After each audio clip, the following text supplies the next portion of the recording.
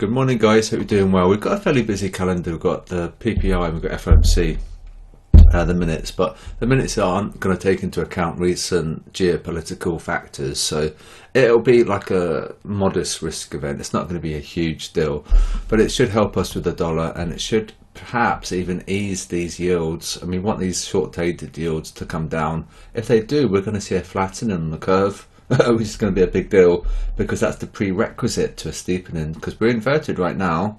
If we flatten, then we can steepen, and if we do, then we're going to be all-time high on indices. So we saw the VIX crash and the treasury yields crashed and the dollar. That's fine, that makes sense because the indices went higher. Okay, so that's a risk on.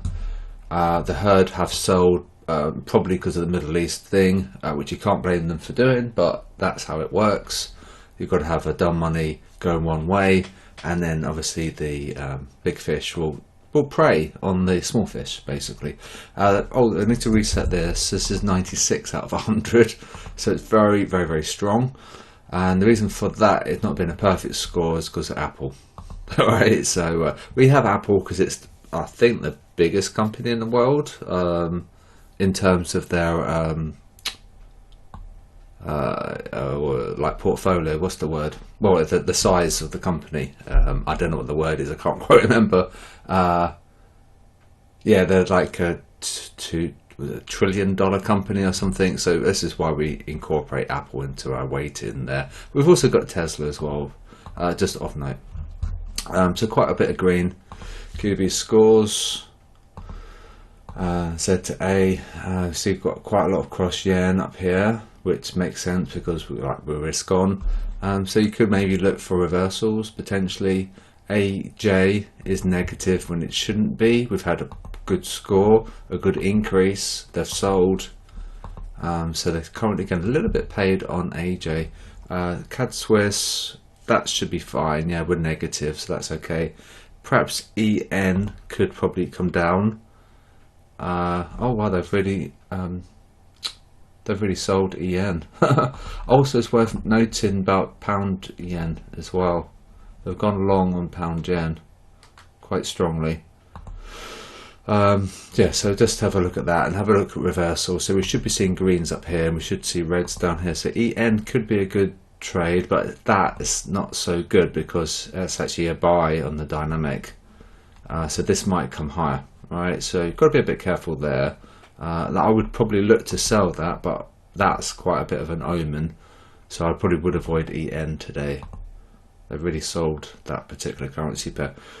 So that's that, and then I'm going to do a video on the bubbles today and how to use it with gold, because I know a lot of people trade gold, and we had a good day yesterday with our gold signal that we put out. So I'll do a video on that. I'll probably make it now. And where are we? What are we doing? Let's get the robot train station. There we go. Got a bit slow. Drag that, double click. Wow, great. So let's have a look. DAX. My microphone's in the way. It's kind of annoying. I'll move that out of the way. There we go. So I can see the screen now. It's occupying the bottom right of my screen. So you know, we can make a box here, and of course we come up because they'd sold it. And what I said at the beginning of the video, you know, this what happens. There was a panic of selling, and so we shot up, and that's just how it works. So that's DAX. S&P, see a big move on the selling, which kind of like makes sense that would happen. Up we come. We might be a little bit of a risky situation here. We're going to have a crossover potentially. If we have a crossover, then you know it might be a bit toppy up here. We want them to be selling, remember. We don't want them to guys to be going long. So potential risky sell coming up. US ready, and sideways. Let's see that. Well, so that's, you know, I can't comment on the direction because of sideways. That was the buy here. Here, boom. You would have done credit well for that. 500 points. Yeah, more than 500 points. 33200. 339. A 700 point move. Wow. So all you need is that one trade a month, and that'll be pretty decent. It's all about getting your stop loss though, so you'd probably want to be looking for the crossover and then looking for the stop. So you know, you're looking for about a 5-hour trade on that one. And gold, yeah, gold. Then we'll quickly look at the robot, and I'm going to make a video on the bubbles and how to use it with gold. So what happened is that they've gone long, so we saw the extreme on the bubble. The bubble's over here on the right hand side, and so we're looking to sell, and we go to the SLC. That's where our target is. Okay, taking out the stop loss cluster, and of course by doing so, because we've fallen, they're looking at price action here, right, and they're looking at recent price action, so they sell, and then that's that bubble reversal. So the bubble's over here, we get the sell to the SLC, and the bubble comes over.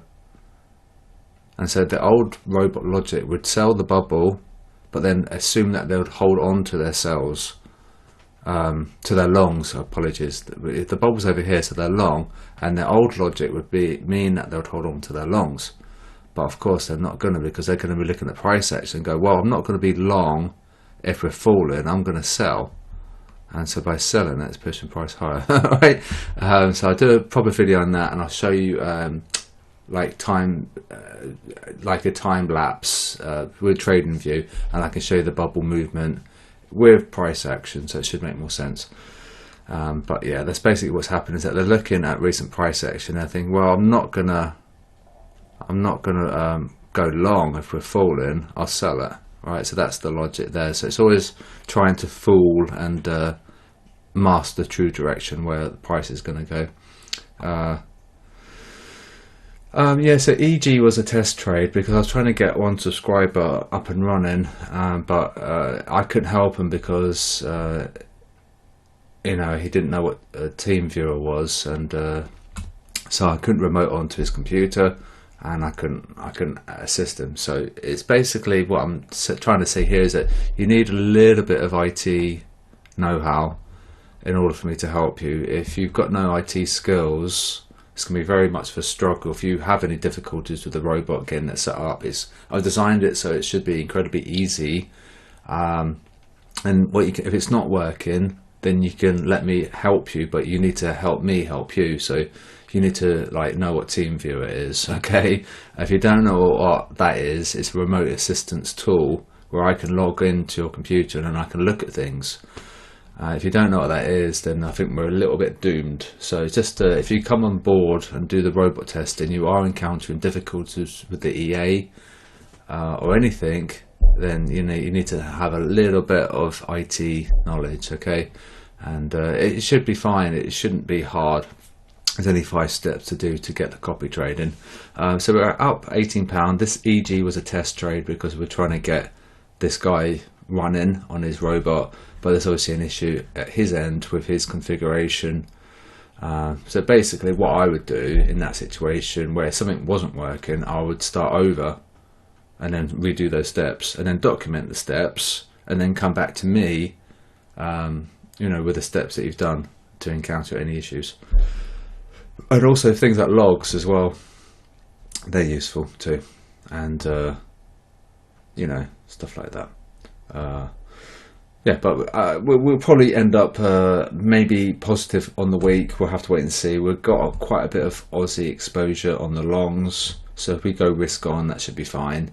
And this is a dummy trade, which I should delete, but it's in there now.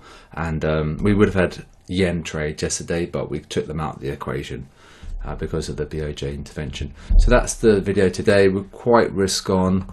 I'll do a video today on the bubbles and what happens with the extremes, and then we can I'll show you how to trade those extremes manually, and but also help you guys understand how the robot works as well, because the robot's reversing those extremes. So it would be doing a similar thing with the pound today, and so much as they're short the pound, but the price is going to punish them, so they're probably going to have to exit. So we might see a reversal on the pound, for example. So perhaps the pound Kiwi could be a reversal trade today.